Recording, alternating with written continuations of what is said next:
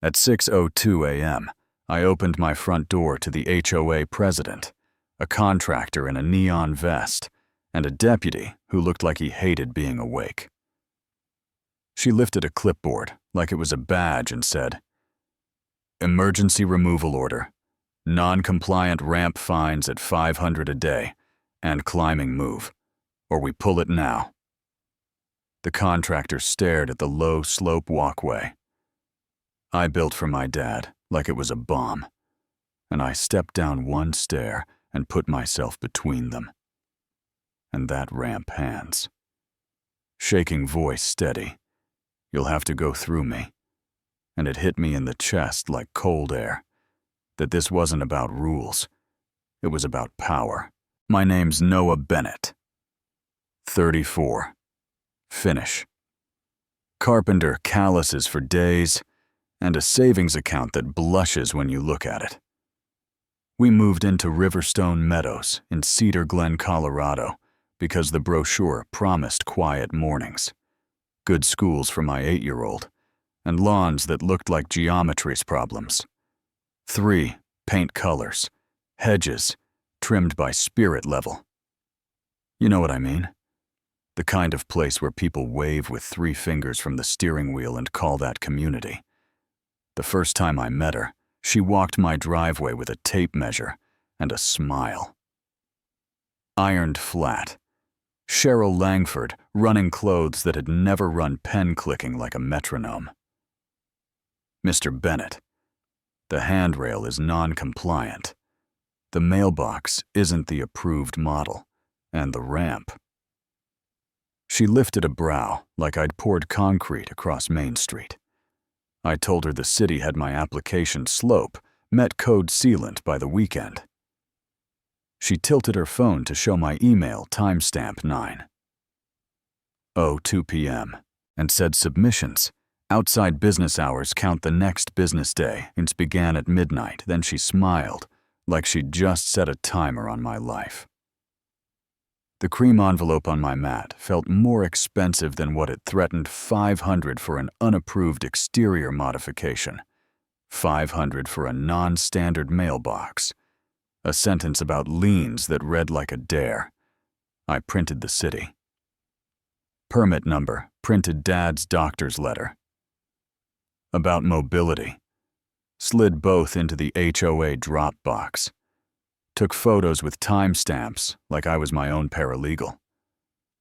Told myself paper could solve this if I just stayed calm. Day 3. The fines hit $1,500 and my gate fob died. My kid and I sat at the arm while 4 SUVs eased past. Cheryl rolled down her window and waved me around with 2 fingers, like I was lost in the wrong neighborhood on day 5. A tow truck idled in front of my house, diesel breath hanging in the air. Driver in a beanie pointed at the sticker on my white Transit commercial vehicle, "Sir." Orders are orders. My kid's booster seat sat in the back like the punchline to a mean joke, and my voice climbed a rung. "I didn't plan, and there is a child seat in there," he shrugged. The way people shrug when they're paid not to care.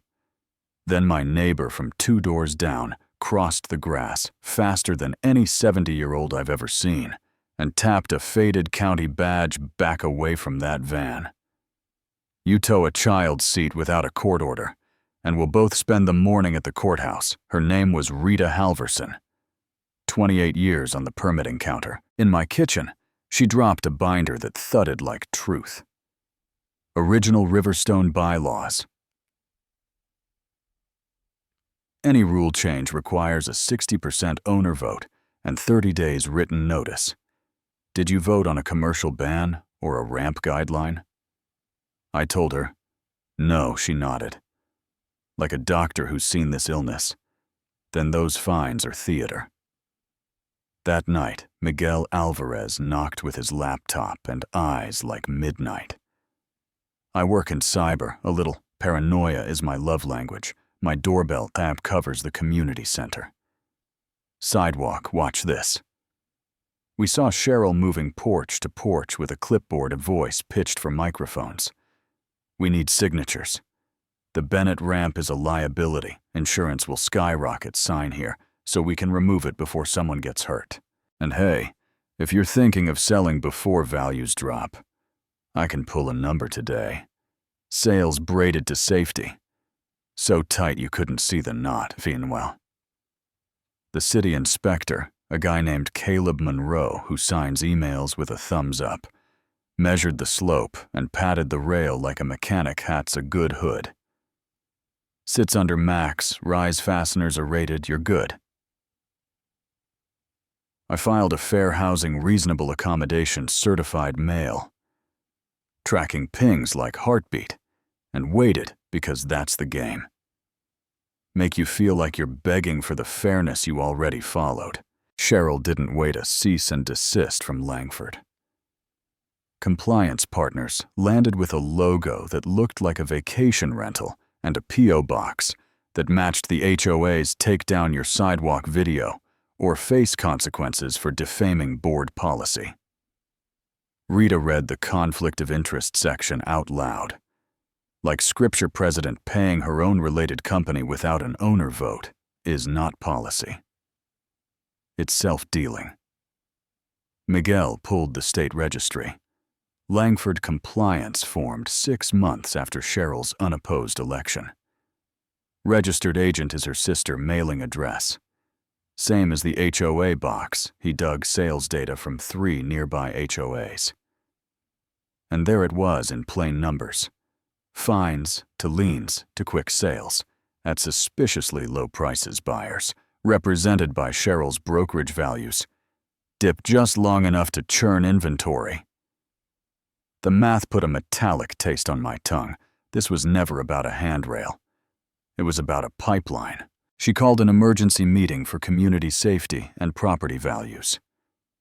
Miguel taped a polite sign inside the glass recording. In progress, we printed everything city permit, doctor's letter email, timestamps, bylaws. With the highlight bleeding through like neon, we canvassed 5 families who'd sold after tickets for planters, flag brackets, a garden hose visible from the street. None of those rules existed in the original bylaws. All of them lived on glossy standards, sheets that had never seen a vote. The morning of the hearing, a red notice screamed from my door. Emergency removal in 24 hours for unsafe slope and industrial fasteners and risk to minors final notice, scribbled in the margin.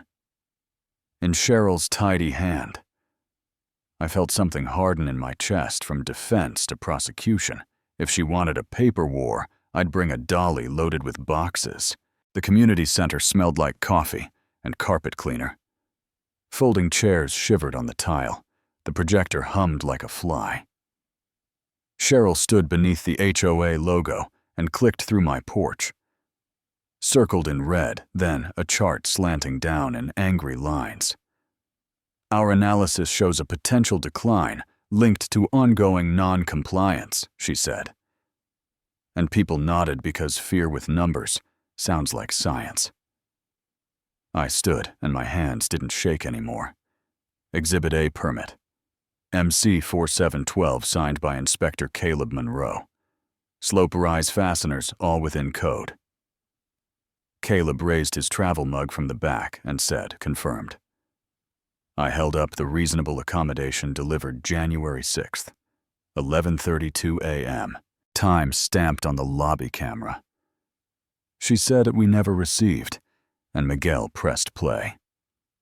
The lobby door clicked. The timestamp glowed.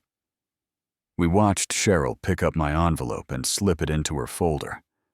I held up payments from Riverstone to Langford Compliance, totaling 38,418 months.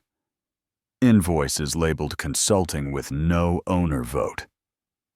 Rita read the bylaw line that forbids paying an officer's related entity without a majority's owner vote. Miguel lifted MLS printouts. Your chart is fiction, actual. Sales are up 12% in 3 years. The only valley is the 3 homes sold under duress and listed by your brokerage. Then we played the doorbell audio, her voice on a neighbor's porch. If we yank the ramp before the weekend, the lien sticks faster. He'll fold. The room went as quiet as a church with the power out. And that's when 2 people in dark suits stepped in, with faces that don't bluff, Detective. Priya Shah, State Attorney General's office. We're serving a records preservation notice. Open investigation into potential fraud. Self-dealing and civil rights violations under color of law. No board documents or electronic records may be destroyed. Cheryl said, "This is outrageous. We're a private association. You have no authority." And the detective set a stack of papers down like a hot pan and said the law disagrees. The vice president lifted his hand like a student motion to suspend the president pending investigation and freeze all fines related to disputed rules. Hands went up across the room. People who had nodded at safety. A minute earlier were staring at their assessments and tasting bitterness. The gavel cracked the air, and a deputy stepped forward. "Ma'am, you're not free to leave. Please, step aside." Her lanyard popped and clacked across the table until the HO and HOA dangled like a joke, and I wish I could tell you I felt victorious. Mostly, I felt hollowed out, then filled with something lighter. Relief is quiet, like a house exhaling after a storm. Neighbors turned their chairs toward each other instead of the screen. A woman touched my arm and whispered, "I thought it was just me." Another asked if money paid under fake rules gets refunded, and half the room laughed like thunder rolling away. Detective Shah slid me a 1-pager that said, "Do not gloat. Preserve document. Communicate with facts only." I taped it inside my toolbox because victory without discipline turns into its own kind of mess. Back home, the ramp hadn't moved even half an inch. Dad shuffled out and rested a hand on the rail. Like you pat a good dog. And I realized the ramp was never the point. The point was whether rules protect people or control them. Whether a neighborhood worries more about a kid's bike or the kid who rides it. Whether we worship imaginary property values so hard we forget the people living inside those numbers, yeah. That happened. And I know some folks saw a mob, and others saw a reckoning. Maybe you serve on a board, and you're about to hit send on a violation that isn't in your bylaws. Maybe you paid a fine because fighting felt impossible. Maybe you're Cheryl in a different zip code, telling yourself you're right, because it's easier than admitting you built a throne out of fear. Here's the question that might start a little fire in the comments, and I'm asking it on purpose. Are HOAs fixable when people like Cheryl find their way to the top? Or are they designed to produce Cheryls because the power is so easy to grab and so hard to check? Do we write tighter rules or fewer rules and insist they actually pass a vote? You can point to where do you draw the line between protecting a neighborhood and policing it into silence. Tell me your city and state. Tell me the one HOA rule that says the most about your neighbors. Tell me if I went too far.